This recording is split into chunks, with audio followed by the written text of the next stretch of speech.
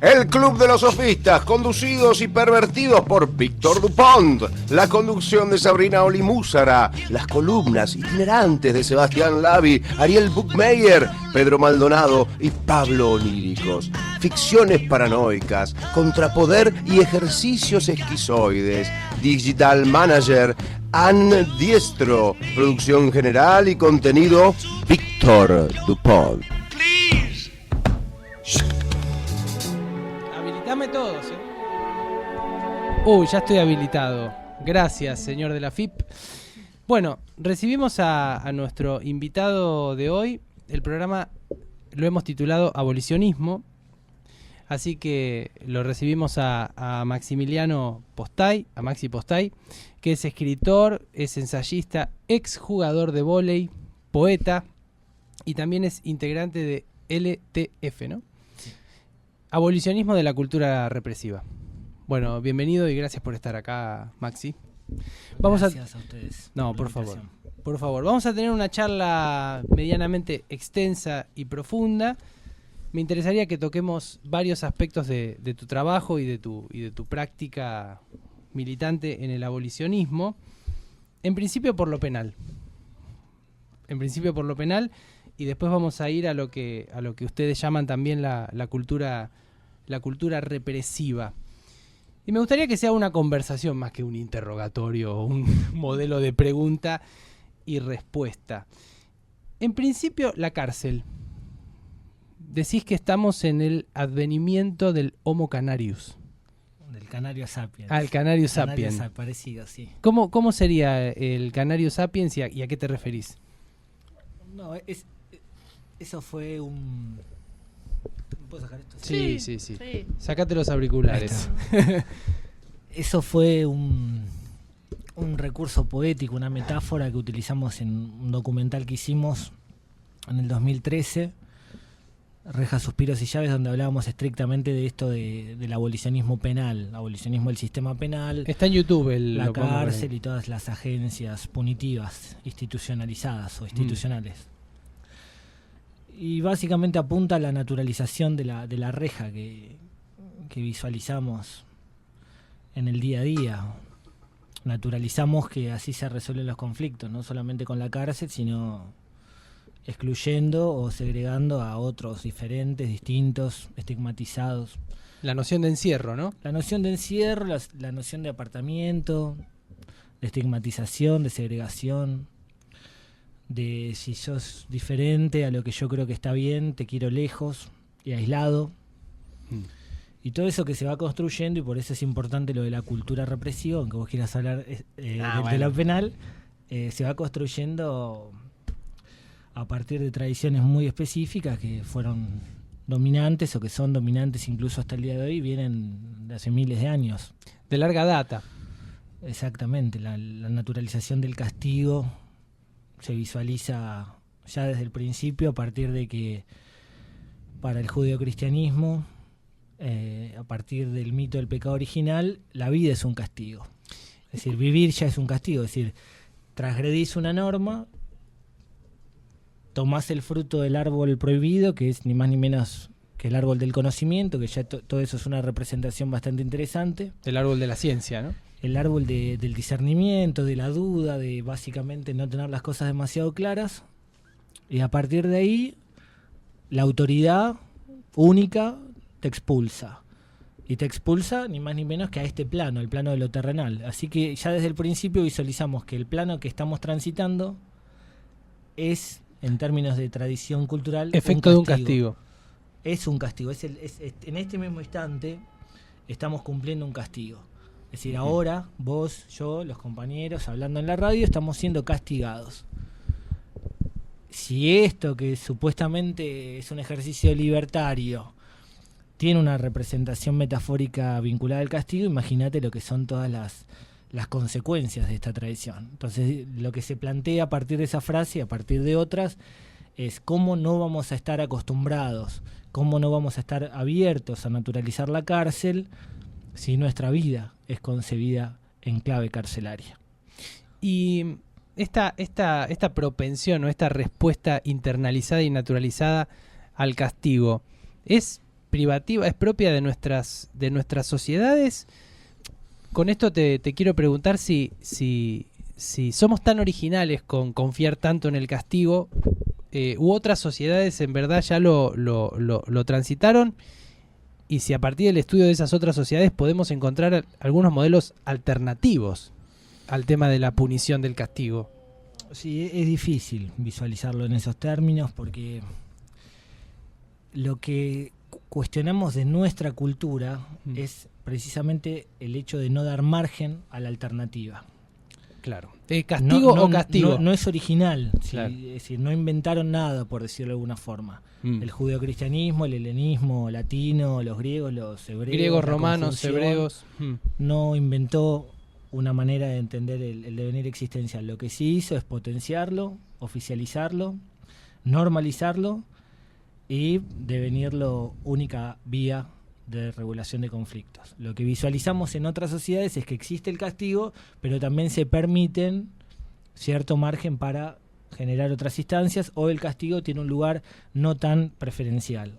Igual ya eso requeriría meternos en debates antropológicos, ir comparando diferentes sociedades, y es un tema que quizás exceda el debate que se pueda llegar a plantear acá. Pero lo más peculiar o lo más llamativo de nuestra cultura es precisamente la idea de la exclusividad. Y todo eso tiene un origen también, que es esta representación de lo único, el Dios único, El monoteísmo. la verdad única del cientificismo filosófico, que busca comprobar, universalizar el saber para llegar a conclusiones que lo abarquen todo, y la idea de la verdad. El hecho de que algo se plantee a sí mismo como verdadero tiene una consecuencia inmediata, que es que empezamos a desmerecer las otredades como falsas. ¿Y qué se hace con lo falso? ¿Qué se hace con lo equivocado? ¿Qué se hace con el error? Corregirlo. Entonces no solamente estamos visualizando un modelo de verdades únicas, sino estamos en presencia de algo que busca intervenir sobre la diferencia para que esa diferencia deje de serlo. Y ahí Se asemeje más se asemeje a esa mismidad. Exactamente, ingrese. Y a veces eso hasta suena bien, porque hablamos de inclusión, hablamos de tolerancia, hablamos reformismo. de reformismos, de hacer parte, etcétera. Pero todo eso también es bastante tramposo y en nuestros términos represivo, porque lo que estamos haciendo ahí es anular el matiz y decir, bueno, mira, vos que estás mal y yo que estoy bien, vení, trata de parecerte, vení, trata de vivir como yo, que soy el que está viviendo de manera más o menos interesante. Vos sabés que ahí con el término, con la palabra represión, recordé el trabajo de, uno de los libros de Foucault, el tema de la historia de la sexualidad, en particular el capítulo de la hipótesis represiva, donde él cuestiona en cierto punto la función represiva del poder. Como para resumirlo, plantea que el poder no se limita solamente a reprimir. O sea, no sería su función principal. Produce también saber, produce verdad. Incluso hasta creo que en un momento dice que produce goce o regula el goce. En fin, te quería preguntar, porque ustedes califican o describen a la cultura como represiva. Es decir, su función principal sería la represión.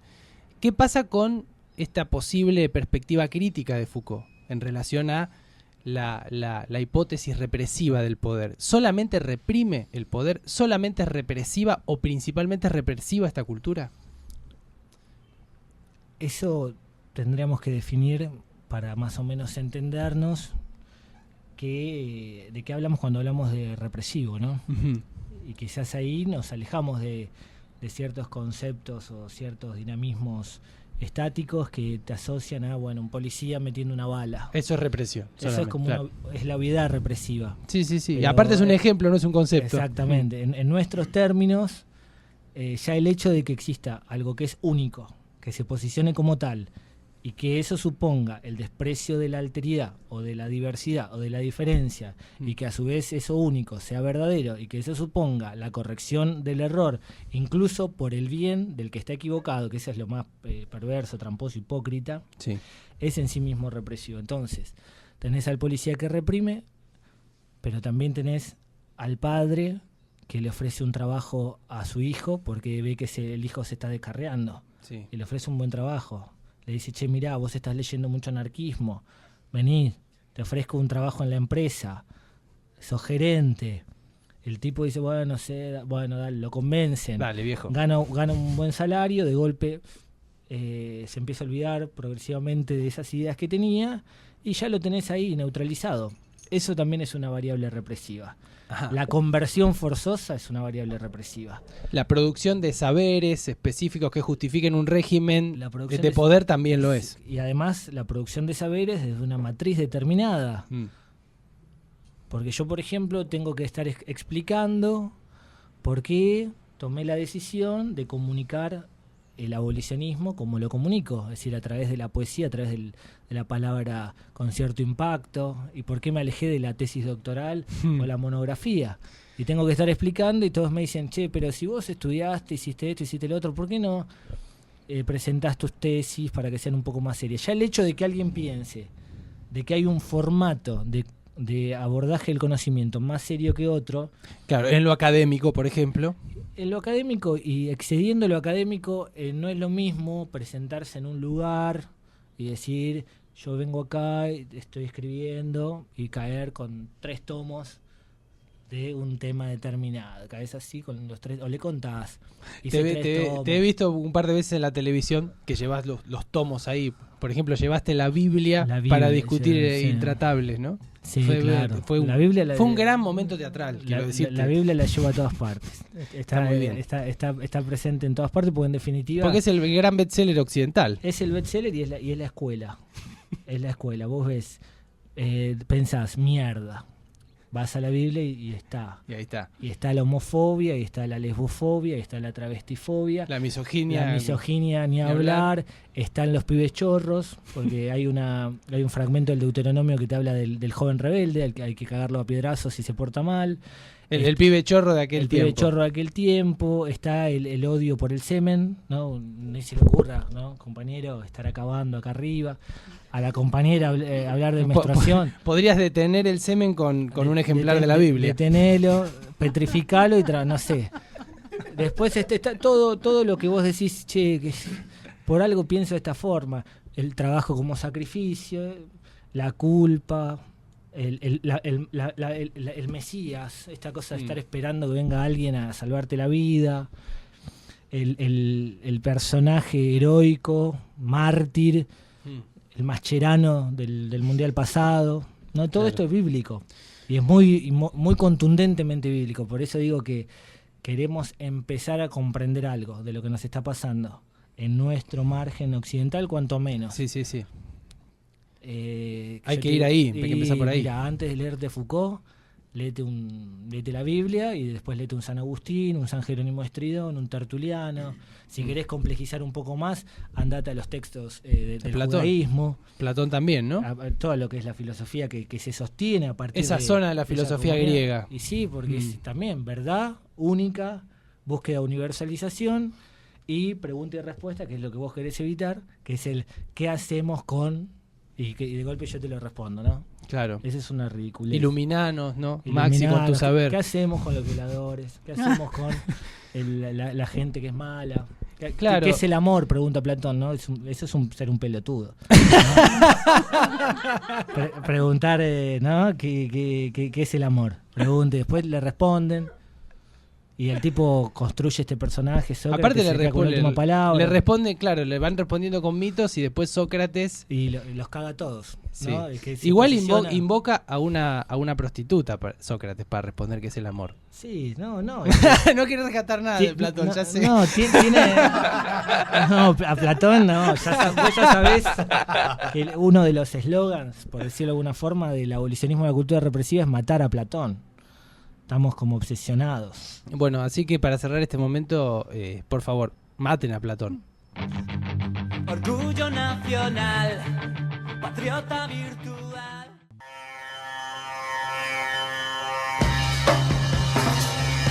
Seguimos en este mes misterioso, apocalíptico y futurista de distopías en el Club de los Sofistas por La Idea Fija Radio. Seguimos con abolicionismo y Maximiliano Postay. Sabri le quería consultar algo. En realidad quería hacer como quería hacer notar esta cuestión, que estamos como muy acostumbrados a pensar en que la idea única puede llegar a venir de un monoteísmo, de una cuestión religiosa, y el planteo es que la universalidad del saber también viene del lado de lo científico. Y nosotros lo tomo algo como natural, el hecho de que la verdad científica sea una y universalizable, porque si no, no es verdad. Entonces, ¿hasta qué punto, digamos, lo religioso fue lo que cimentó lo que después fue lo que ahora llamamos modernidad, ¿no? Da la sensación, dicho así, que no hay mucha diferencia entre una cosa y la otra, solo cambió la carátula de lo religioso a lo científico y nada más, como que hay otra pátina nada más. Pero no sé si esto es una pregunta, de hecho. No, pero es un disparador para decir algunas cosas, ¿no? Porque uno visualiza la historia de la filosofía, ¿no? Y lo planteaban fuera del aire un poco, no sé si se dice. Sí, obvio. Claro. Bueno, lo planteaban un poco fuera del aire, esto del triunfo de Platón sobre otros filósofos. Sobre Epicuro, por ejemplo, habíamos dicho. Sobre Epicuro, sobre un Aristipo, los cínicos. Los cínicos, ni hablar. ¿Y por qué triunfó Platón? Esa sería la pregunta. Porque hoy vamos a una librería y le digo, señor librero, señora librera, me da la obra de Platón y te trae 20 libros. Incluso en los kioscos, se reeditan todo el tiempo Platón cae parado siempre. Platón para todos, Platón explicado para niños. Platón incluso hasta los filósofos, vos decís, son críticos, vienen a pudrirla. No, Platón, pará. Vamos a ser un poquito considerados. Hay otros que no, que han roto con él, ¿no? Pero volviendo a lo que estaba diciendo recién, ¿por qué triunfó? ¿Por qué vamos a una librería y están 20 libros de Platón y sin embargo no tenemos textos de un Diógenes? Y de hecho la historia oficial de la filosofía que nos dice Diógenes de Sinope nunca escribió nada. Y eso es mentira. Tenía algunos escritos. Aparte una reseña muy breve. O anecdotarios que son muy simpáticos, pero a veces lo banalizan a ese pensamiento. Y bueno, cuando uno lee a Platón, sobre todo un texto clave que es la República, y lo pone al lado de la Biblia, empezás a buscar denominadores comunes. Platón creía en lo ideal. Uh-huh. Y creía que lo ideal era superior a lo real, a lo existencial, a este plano. Uh-huh. Que uno supuestamente provenía de una especie de entelequia perfecta, cruzabas el río Leteo, te olvidas de todo, y para él el proceso vital era ni más ni menos que una acumulación perpetua de información, pero siempre insatisfactoria porque nunca ibas a llegar a ese objetivo ideal, que recién se visualiza en una etapa posterior. Claro. Sí, aparte también el elogio de la muerte, ¿no? O sea, el elogio de morir como un ejercicio filosófico, ¿no? El mismo Sócrates diciendo, ¿no? La filosofía es el arte de morir. Sí, además en el sentido del cuerpo, ¿no? De ese famoso gallo Asclepio, ¿no? O sea, me liberan de una enfermedad que es la vida. Exacto. Siempre una idea del más allá, de que lo mejor está por venir. Ni hablar de esa idea de Sócrates mártir, muy similar a la figura de Jesús. Vieron que siempre cuando se critica el monoteísmo, salta alguno y dice, no, pero Jesús es un revolucionario, ¿no? Que esa frase a mí me pone muy mal, ¿no? Me pone mal. Y Sócrates es un mártir del pensamiento. Y Sócrates otro, revolucionario también. Dos que son como protegidos. Sí, figuras, sí. ¿No? Sí, y son como la lavandina del pensamiento represivo, vienen a blanquear un poquito. Ahora esto lo tocó Nietzsche en el ocaso de los ídolos. Nietzsche tocó un montón a Sócrates. Sí, le dio dijo... Atenas no asesinó a Sócrates, Sócrates asesinó a Atenas, hablando de todo esto, por el triunfo de Sócrates. Del paradigma socrático. Bueno, pero ¿qué tiene de malo Platón? ¿Cómo que tiene de ¿Cómo malo? que ya lo dijo? Que tiene de malo? No sé, dijo que estaba todo mal con Platón nada más. ¿Qué tiene de malo Platón? Igual, platónica. Me gustaría agregar un punto que es clave. En un momento, y acá es como que ya nos ponemos a pensarlo, a mí me gusta pensarlo como una conspiración, aunque es claramente una metáfora, ¿no? San Agustín se da cuenta que para captar la atención no era suficiente decir Espíritu Santo, aguante, ¿no? Sí, Toda sí, la sí. cosa más emotiva, espiritual, sino que había que sofisticar un poco. Y para sofisticar un poco, visualiza por primera vez, no sé si por primera vez, pero decide de manera sistemática y contundente estos denominadores comunes. Y empieza a desarrollar, sobre todo en un libro que se llama La Ciudad de Dios, La ciudad de Dios, claro. este tipo de planteos donde uno dice, bueno, en definitiva el filósofo que le vino como anillo al dedo a esta tradición, que ya se había asociado al Imperio Romano, ¿no? Que ya no era algo minoritario. No era algo marginal, claro. Es esta figura, y eso también explica que sea el protegido y que a vos te caiga también. A mí no que me caiga bien, simplemente quiero saber por qué está tan mal Platón. Porque Bueno, vos sabés Perdón, Sí, sí, sí, te lo voy a explicar muy, muy concretamente. Platón dijo, está el mundo ideal, que es el mundo perfecto, bello, ideal. Nosotros, en el mundo sensible, Somos una porquería. somos las copias, y nunca, para volver al mundo ideal, tenemos No se que puede volver al mundo desprendernos, ideal. ¿entendés? Entonces está lo ideal, que es el más allá, Está bien. y lo sensible, que es una porquería. Y el cristianismo tomó eso y lo llevó al extremo. Está ¿entendés? bien, está bien. Ahí está. Dale, Sí, sí, en sigamos. realidad no sé si lo tomó, sino que se asociaron. Sí. Y dijeron, mirá, nosotros estamos diciendo esto, y después este tipo está diciendo esto otro.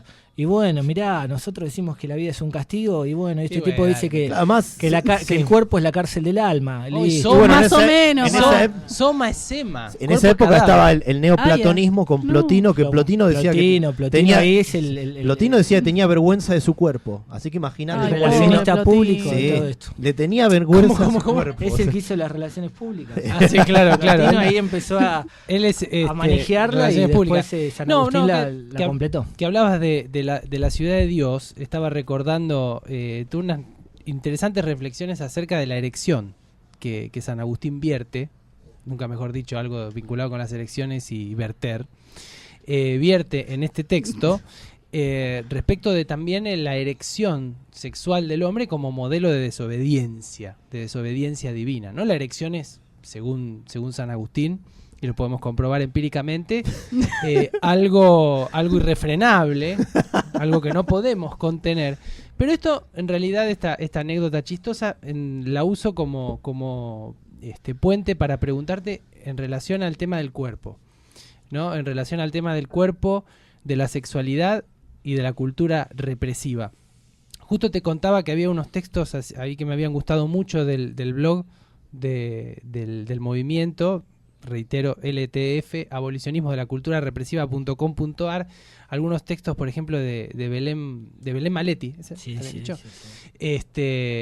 Respecto del clítoris, ¿no? Del poder de la de la sexualidad femenina y de esta especie de pavor, de terror con respecto al cuerpo, ¿no? O respecto al sexo. Sí, el pacatismo, el puritanismo, que incluso se reproduce en movimientos que en principio tendrían que ser transgresores, ¿no? Y bueno, viene también de todo este desprecio por lo terrenal del que hablábamos recién, que se traduce en un desprecio por lo físico, por la sensibilidad y por el placer como quizás el gran elemento a socavar, porque si hay placer no hay padecimiento, si no hay padecimiento no hay sacrificio, si no hay sacrificio se les cae el modelo en pedazos.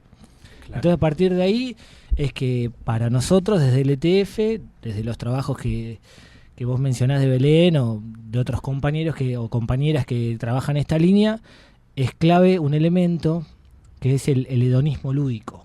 Es decir, ¿Cómo podríamos acercarnos a esa propuesta y del hedonismo lúdico? Ni más ni menos que reencontrándonos con el placer y con la desdramatización de la cultura oficial.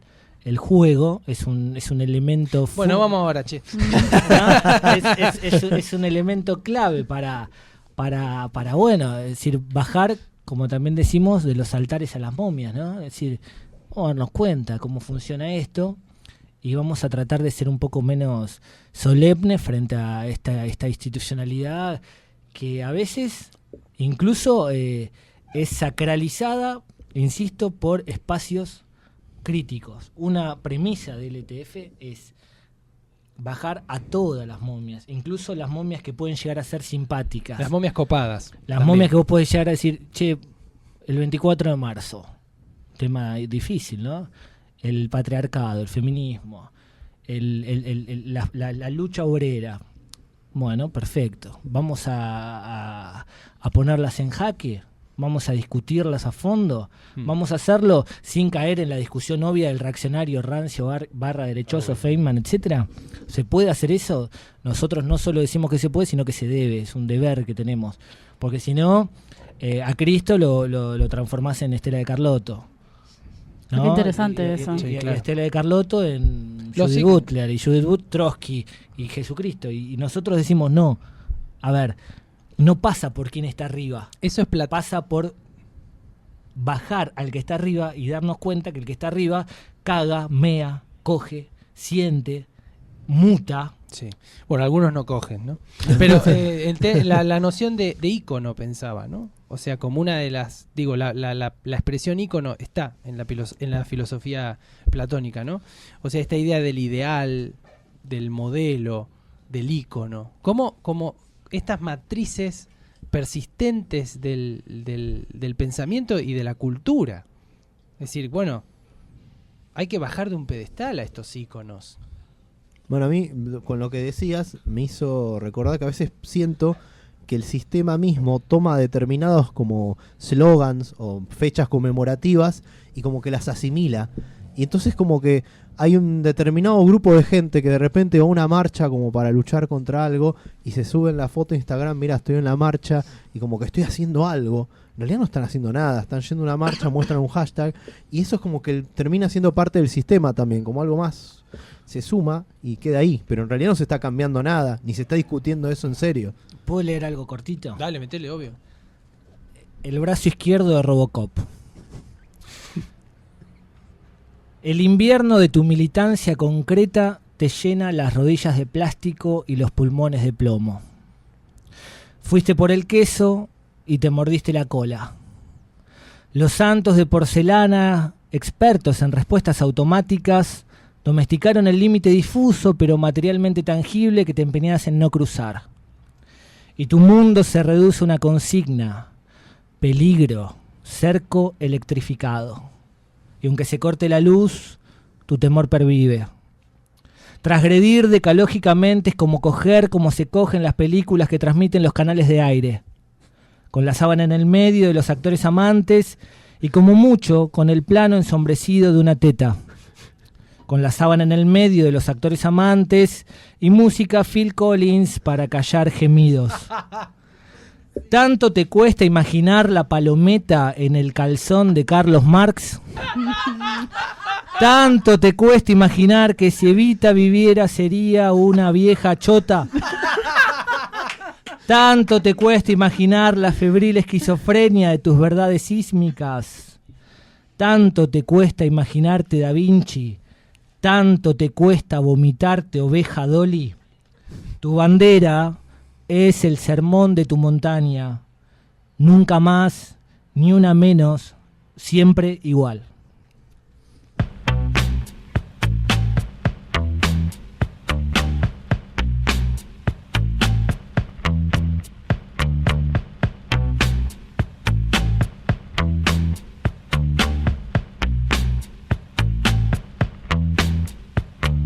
Kids with guns, kids with guns, taken over, but it won't be long. They're mesmerized, skeletons, kids with guns, kids with guns. Easy does it, they got something to say. Drinking out, pacify, in the souls. Street design doesn't make sense to me, but it won't be long.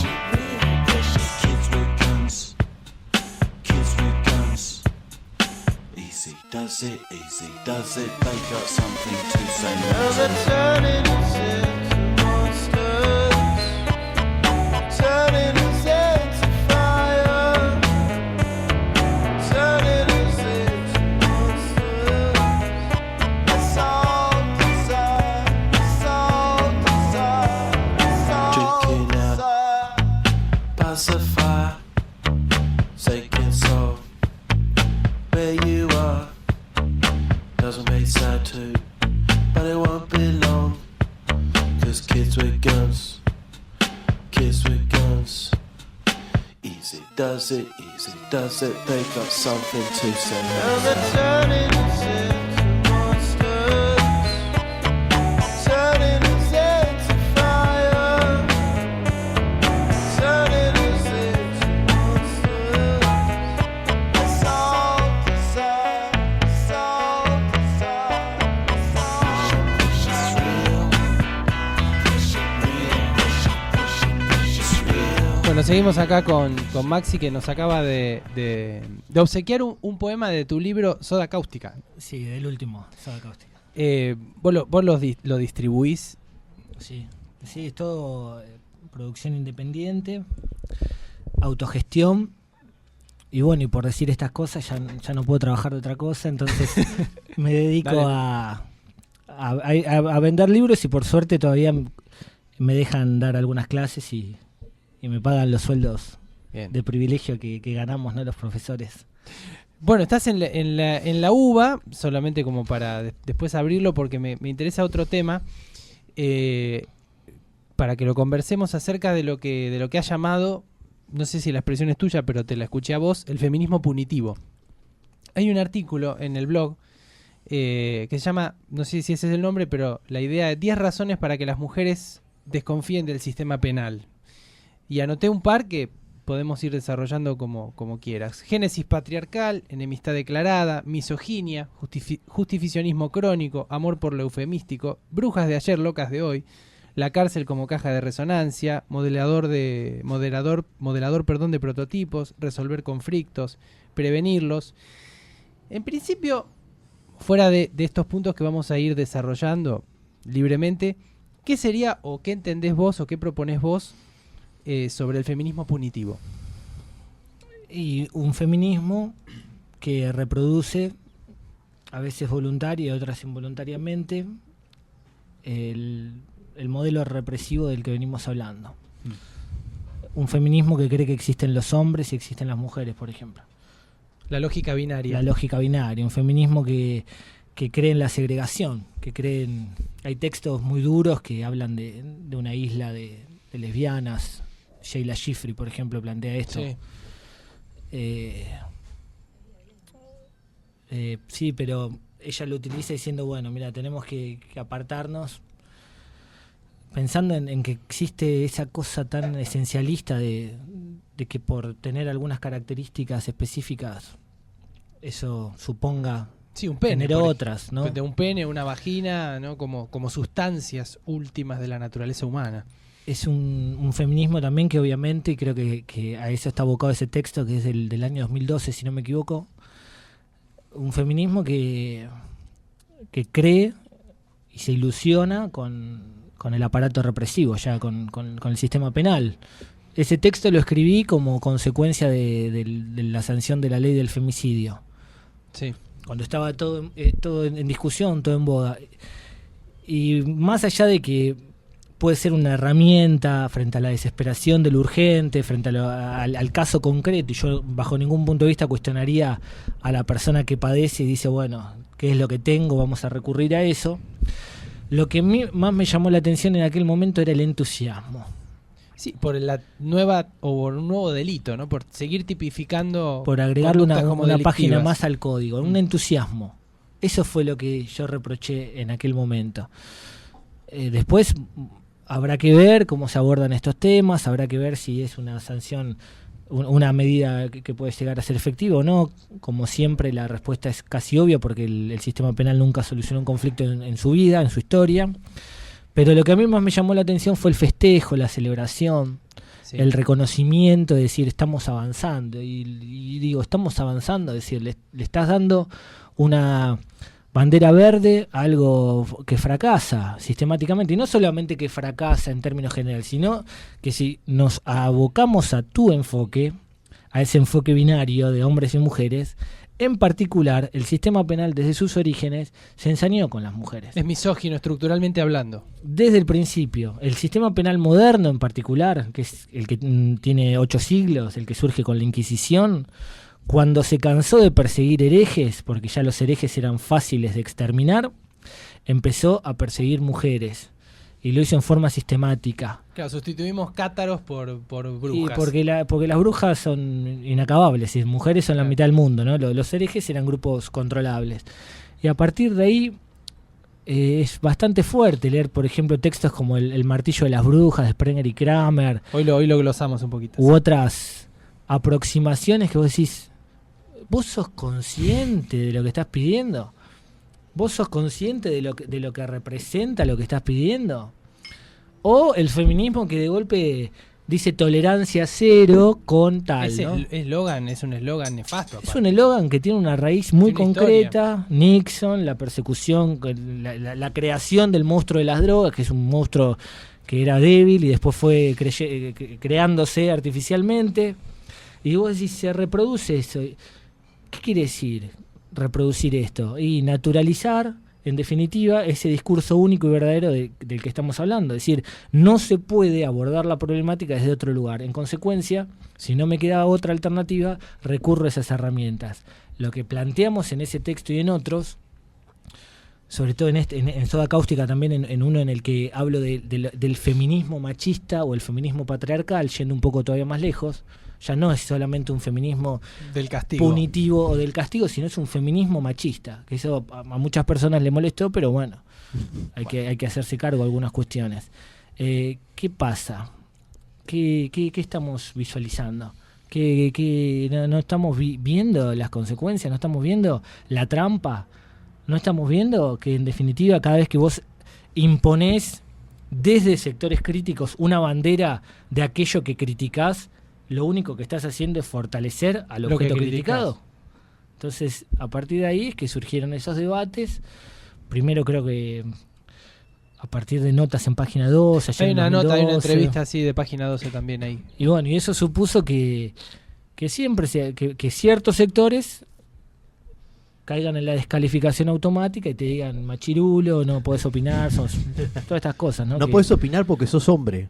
que eso Esa es la más fácil, la que escuché varias, me la han Pero eso dicho a mí sería varias como- veces. Sería como parte también de lo que él dice, ¿no? Este feminismo machista. Pero feminismo binario, ¿no? Binario, Ese- sí. ¿qué quiere Son las decir? famosas TERF, las Trans Exclusionary Feminist. eh, Son las que dejan atrás cualquier otra. ya que hablaste de no acudir a un modelo que en principio y por principio no resuelve conflictos, hay algunas entradas ahí en el blog acerca de lo que son las prácticas restaurativas. Me gustaría si podés ofrecernos alguna consideración en el sentido de que, bueno, en principio si hay una lesión o si hay algo por reparar, estamos frente a un problema. Y quizás, por lo que pesqué, la práctica restaurativa puede ser una opción. Sí, es una opción. Plantea un escenario de posibilidad, que eso es lo que a mí más me interesa, aunque yo no domino ni trabajo específicamente este tema. Pero lo que a mí me llama la atención de estas prácticas es que te dan cierto margen para decir, bueno, en definitiva no es tan cierto, entre comillas, eso de que solo los conflictos se pueden abordar de esta forma. Con lo punitivo. Y a partir de ahí creo que lo más interesante es ver ejemplos muy básicos, muy concretos de lo fácil. Delitos contra la propiedad que se abordan desde una perspectiva no represiva institucional, es decir, desde compensaciones, reparación de daños. Algunos creen en la probation, ¿no?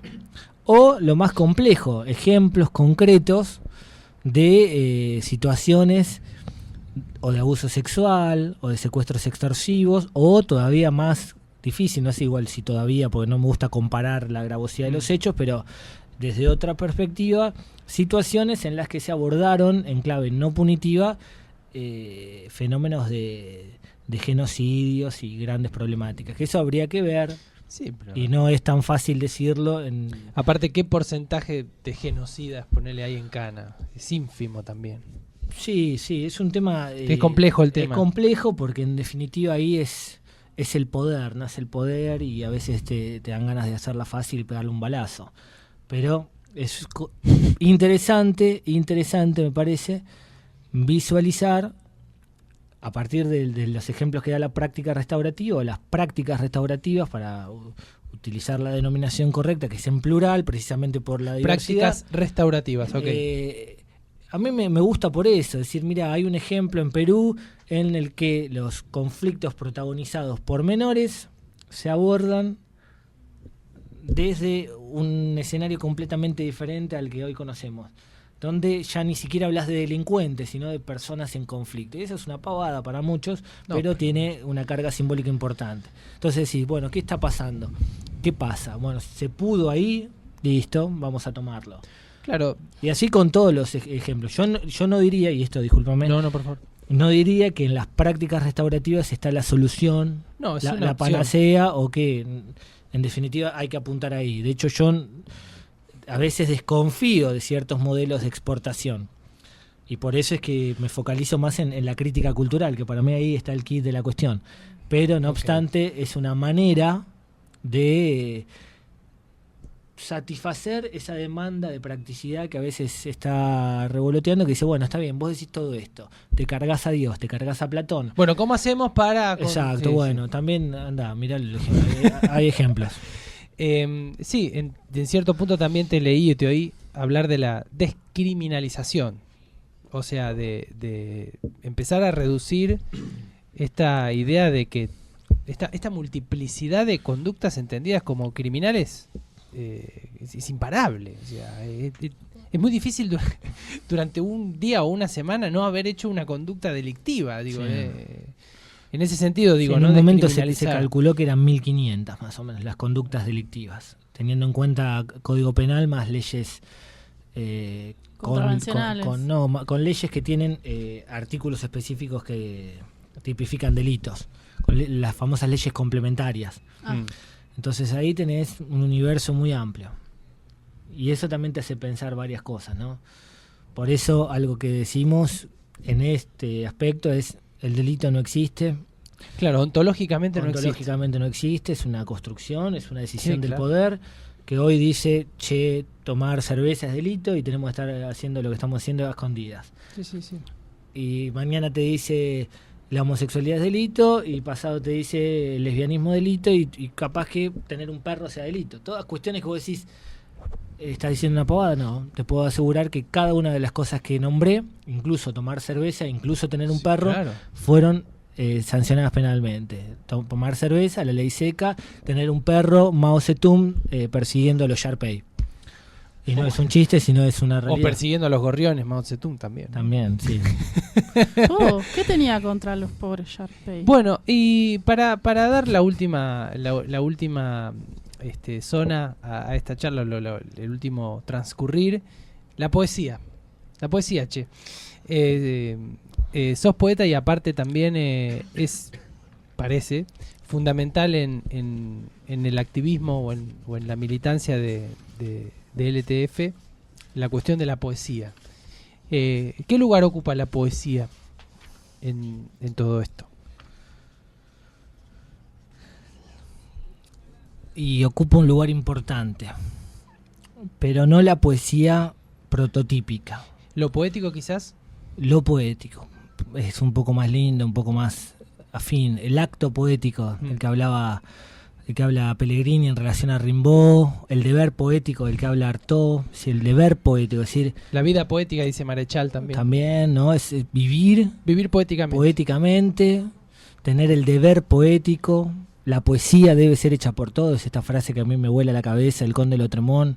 Sí, que hubo una traducción, ¿no? Que lo leí en el texto de Aldo Pellegrini, ¿no? Que decía la poesía debe ser hecha para todos. Una mala traducción. Esto es por todos como interpelación, como diciendo, che, a ver, Partout, por todos. vamos a decirlo sencillo.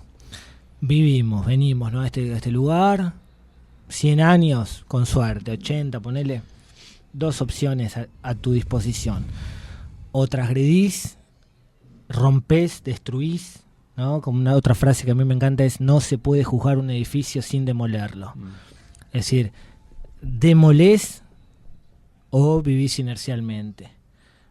La opción A es lo que nosotros llamamos una especie de tránsito poético, deber poético, es decir, el poeta que no vino a este mundo para transgredir, dice Artaud. ¿Para qué vino? ¿Para qué nació? No sé cómo es la cita textual, pero ¿para qué naciste si no viniste acá para transgredir? Sí, aparte, bueno, ahí Rambo, la reinvención del amor, reinventar el amor. Sí, es, claro. es la vida poética. Y tener un rol creador, Sí. que ese es otro punto que diste justo en ese tema. O sea que no solo destruir. Igual la destrucción es algo maravilloso. Sí. Bueno, vos sabés que es algo maravilloso que no tiene no sí. tiene una carga tan negativa como a veces lo quieren. No dice, vos venís a destruir, entonces no, para Pero le tenemos miedo a la palabra. Vos sabés que destruir es Por eso lo dije. Sí, sí, muy bien. es sacar de tu cabeza la imposición de la dominación, la norma. Por eso Badiou también habla de la sustracción. Le tenía un poco de miedo Badiou, que era medio rojo, ¿no?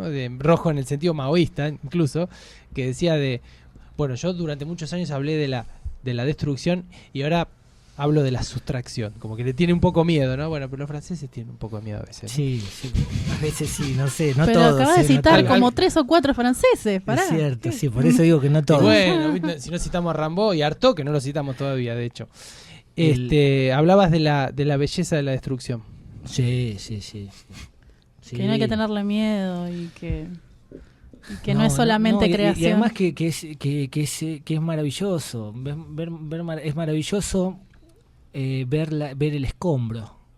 Hay una frase de la última parte de la introducción de la sábana desnuda, de la humedad de los ombligos, que es el libro anterior, que dice... Otro texto, perdón, que habla de los ombligos, es Artaud también, ¿no? Hay un... Sí, ¿no? también el hay ombligo hay de los un limbos. vínculo, y dice algo muy sencillo como te vas a morir, reaccioná, despertate, te vas a morir, odiá sin culpa, te vas a morir, demolé y gozá con el olor de los escombros, te vas a morir, matá. El polvillo de una estatua asesinada es cocaína en la nariz de los que odian. ¿Sí? La fuerza de ver la familia destruyéndose, de ver la pareja prototípica destruyéndose, de ver la educación normalizada destruyéndose, de ver el lenguaje destruido y reinventado. Entonces, a partir de todas estas dimensiones es que se vuelve importante, se vuelve vital, se vuelve fundamental la comunicación poética. Se trate de un formato más de interpelación, como el de estos libros, o se trata de un formato más de investigación poética, como cosas que también estamos explorando. Porque también se puede comunicar complejidad, dato, historia, antropología, filosofía, con sangre poética. Y eso es algo que también nos impusimos como desafío. Maxi, muchas gracias por haber estado hoy. Nos gustaría en algunos futuros programas, no solamente que nos vuelvas a visitar, sino que algunos de tus compañeros vengan. Sí, por supuesto. Cuentan con eso. Van a decir cosas interesantes porque están trabajando mucho en diferentes temáticas: placer, locura, diseño urbano, imagen. Nosotros tenemos un equipo que aborda el diseño, hacemos pequeños afiches, banners al estilo mayo francés. Tenemos un fotógrafo extraordinario que también comunica desde ese lugar. Es muy bueno el fotógrafo. Y todo Alejandro Castellani. Sí, muy bueno. Tenemos, personas que abordan diferentes temáticas y sobre todo ganas de seguir rompiendo. De seguir destruyendo. Y todos los que quieran contactarse con nosotros tienen la página web, que es www.ltfabolicionismodelaculturarepresiva.com.